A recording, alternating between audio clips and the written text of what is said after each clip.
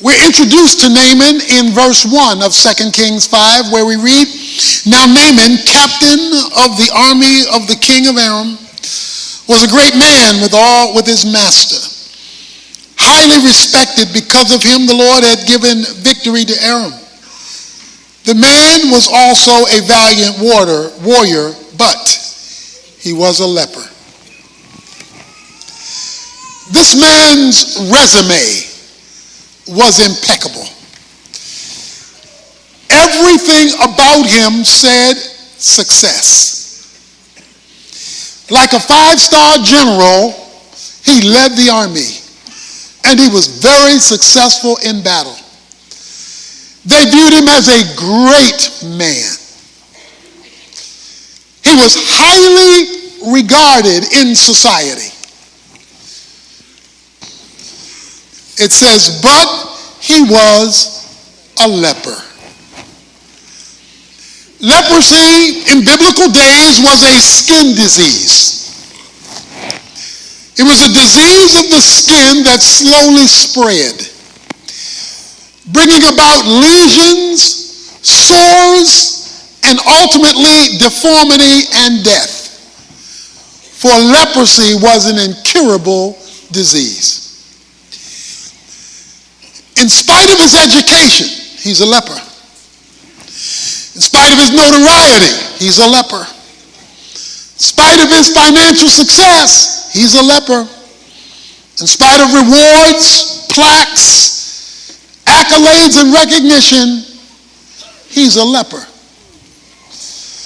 Because leprosy affected all of you, things are popping out on your skin, they're eating your skin away, slowly and surely, you know something's wrong with him. It not only affected Naaman physically because of the breakouts all over his skin that was eating his flesh alive, it affected him relationally because leprosy was a communicable disease. It was contagious. So if you got too close to him, you could catch it. And so you were, as the disease progressed, you had to stay away from him so you would not also become a leper. That meant he couldn't interact normally with his family or friends. After a while, it would be too dangerous. And that's why you even see in the Mosaic Law, when a person with leprosy came around, they were told to say, "Unclean, unclean." They were castaways after a point because they were dangerous. This man was a leper. Something so wrong that it messed up everything that was so right. And there was no cure. It was incurable. So he is both simultaneously a captain, a conqueror, and a castaway. Most importantly, leprosy is tied to something going wrong spiritually. This man with everything right has one thing wrong, messing up all that is right. What is your leprosy? What is that one thing in your life that is messing up all the good stuff going for you? Maybe you're successful in your career or with your finances or with your educational achievements. And maybe you can hand out a resume that is impressive, but there's that one thing that you dare not put on it. Because it's just messing you up. It's keeping you up at night. You cannot function like you should be able to function. Because there is this leprosy, this incurable situation you can't fix. That was Naaman's reality. That was his scenario. He had the but phrase, but he was a leper, the footnote on his life, affecting everything. Well, we're told in verse 2 that in one of his battles, he captured a little slave girl. The slave girl from Israel went to Naaman's wife, her mistress, verse 3, and says, I wish that my master were with the prophet who is in Samaria, then he would cure him of his leprosy. She told Naaman's wife, if we could get your husband, my boss, down to Israel to the prophet, Elisha, I believe Elisha could change his leprosy situation. She was a little girl. She was a nobody in terms of her position in life and her age in life, but she knew somebody. She had a hookup and a connection that could change this man's world and this man's life. So Naaman goes to his boss, the king, and says, this little girl told my wife, who told me that I may be able to get my problem solved by the prophet in Israel. So the king, watch this, the king of Arab, verse 5 says, go now, and I'm going to send a letter to the king of Israel. He departed, he took with him 10 talents of silver, 6,000 shekels of gold, 10 changes of clothes, brought them to the king of Israel. And he says, I've sent Naaman, my servant, verse 6, to you, that you may cure him of his leprosy. Well, wait a minute. That's not what the little girl said. The little girl said, there's a prophet in Israel that can cure his leprosy. The problem is, Naaman went to the federal government. Naaman went to the king and says, King, government, I hear there's a solution in Israel. What you think? The government said, king said, I'm going to give you some money, and we're going to throw a budgetary solution to the problem. We're going to fund your deliverance. And so she gave him over $1 million, if you would put it in today's dollars, 10 changes of clothes, and we're going to buy your solution. You better have somebody in your life. They may not have name and they may not have notoriety. A little slave girl who knows somebody who is able to bring you to a divine deliverance, because we've already said leprosy was incurable. If he could have fixed it, it would have been fixed. If you could have fixed it, it would have been fixed. So he uses power, government. He uses money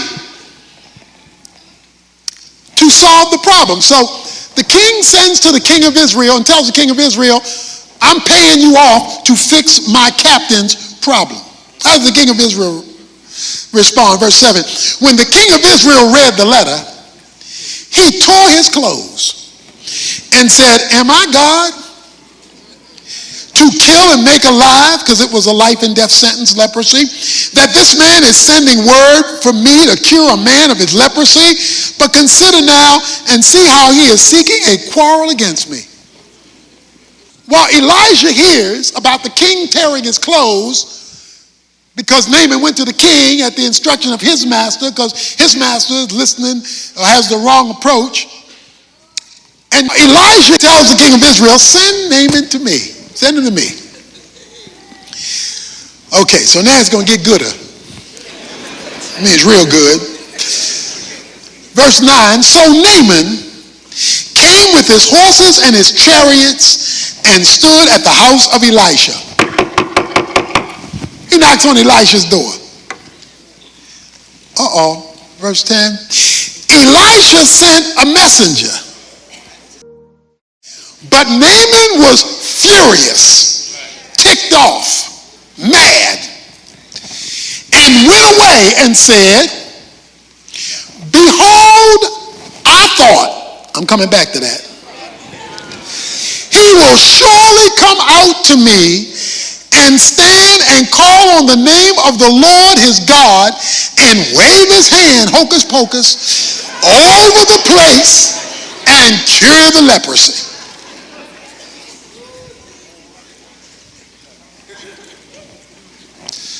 The end of verse 12 says, he went away in a rage. Because he said, are not Abana and Pharpar, the rivers of Damascus, better than the waters of Israel? Could I not wash in them and be clean? Turned away, ticked off. I am not just Naaman, I'm Captain Naaman. Elijah, you don't know who you're dealing with here. So, he says, there are two rivers in Damascus. Verse 12. They got these two rivers in Damascus and they got clean water. Wait a minute, Naaman, let's get something straight. Didn't you come here because you dirty? I mean, you got all this pus coming out your skin. You got all these sores on under the skin. You came here because you dirty. So watch this. The reason why Naaman had issues with the Jordan is because he didn't understand the Jordan.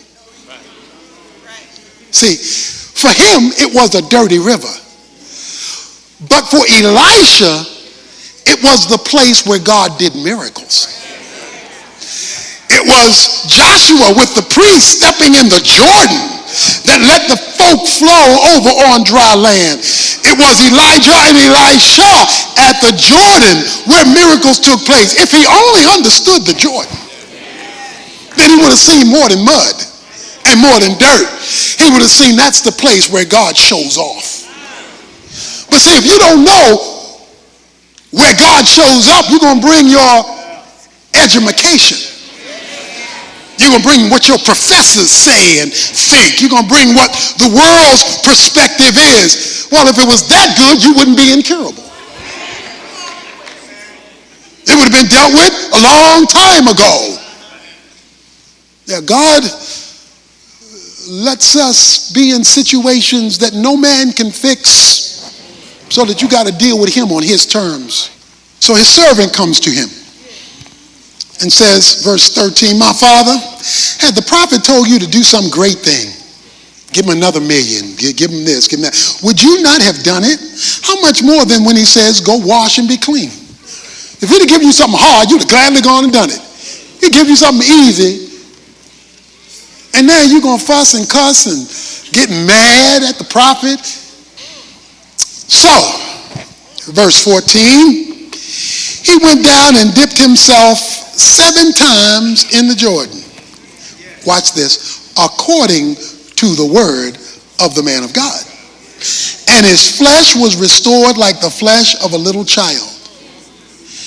And he was clean. Don't let your dignity keep you from solving your problem. Until obedience has been completed, you cannot expect a supernatural incursion into your circumstances to calm it, correct it, and reverse it to whatever level the sovereign will of God will allow for. What you and I must do is stop arguing with God's word. What is your leprosy? I want to tell you now, related to whatever deliverance God is going to give you for that thing that will not go away, that until you we adopt radical obedience. That's obedience to the end.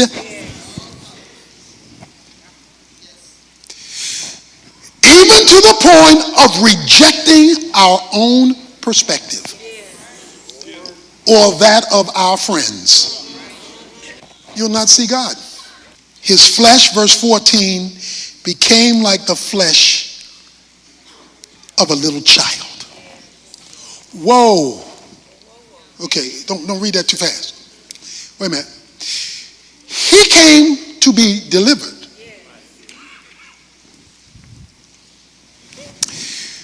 He came up the seventh time. Not only was he delivered, but God took him all the way back to babyhood. He got delivered and restored. God reversed that thing. It took him, this is a grown man, and it took him to the day he came out of his mother's womb as a child or an infant. God is so powerful. Not only can he cure what's been a problem for years, he can take you back before it was a problem at all. That's called exceedingly abundantly above all you can ask or think. It says, he's saying, heal me. God says, I'm going to make you like a little baby. He was healed physically, but he was also healed spiritually. How do I know that? The middle of verse 15, because he says, but now I know there is no God in all the earth but in Israel. Oh, now I know. Okay, my man had changed his statement. A few verses earlier, he said, I hope that his God would deliver me. But now, Elijah's God has become Naaman's God. Why does God leave you in an incurable situation? Leave me in an incurable situation? Leave us in an incurable situation so we can get around to finding out who God really is. He doesn't just want to be your buddy. He just doesn't want to be just another guy. He wants to show you when he shows out and shows off, he's in a class all by himself. Now I know that there is no other God except the God of Israel. Verse 17. If not, please let your servant at least be given 2 mules load of earth. For your servant will no longer offer burnt offerings, nor will he sacrifice to other gods, but to the Lord. Ooh. He said, watch this. The dirt I didn't want to go down in, Jordan, I want 2 loads of it and 2 mules. Because I'm carrying this dirt back with me. Because on this dirt, I'm going to build me an altar so I can worship the only true God. I'm taking my blessing with me. Everywhere I go, I'm going to make a pile of dirt.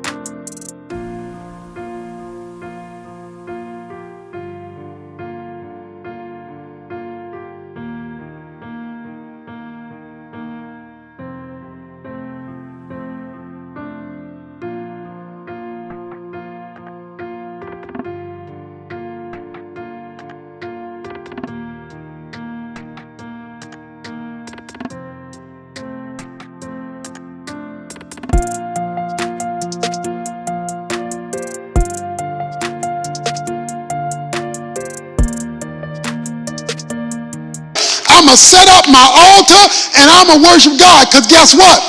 When God delivers you like this, when he takes away your leprosy, when he reverses something that's been messing with you for days, months, years, and decades, and you come to see this is no joke. God is no joke. He can meet you in your deepest hole, reverse you back to a baby status. You're going to want that God every place else you go. So if you got a leprosy situation, something that won't go away.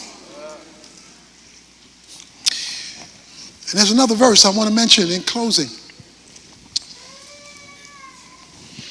Luke 4:27 says, there were many lepers in Israel.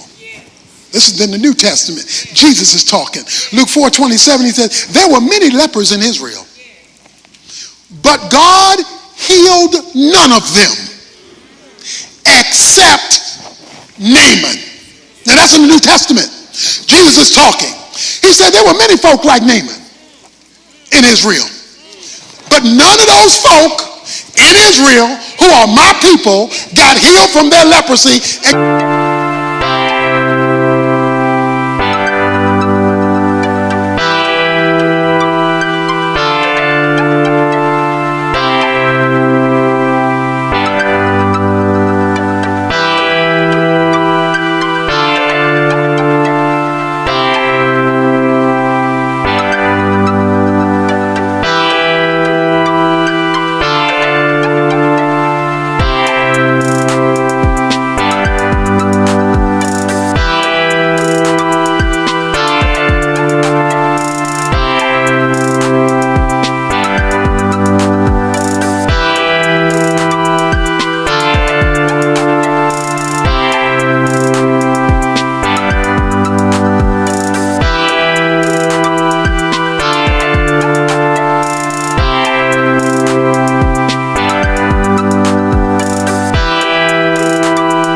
Except a foreigner named Naaman, because he's not a Jew.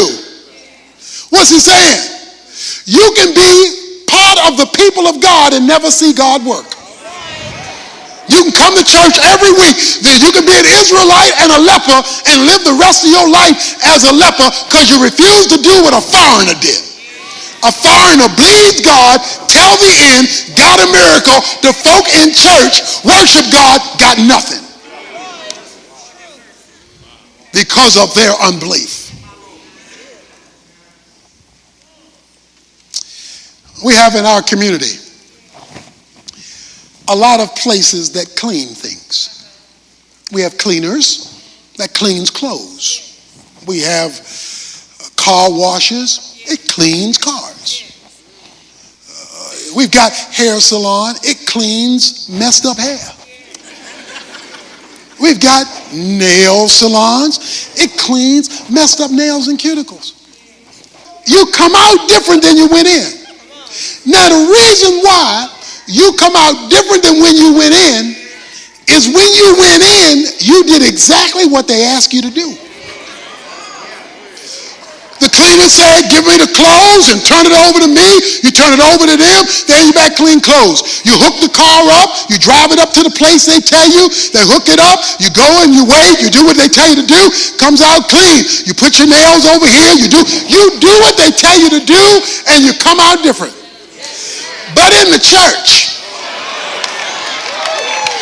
folk come into the church dirty, hear from God what to do, and leave the same way they came in because they refused to do what the instruction manual demanded.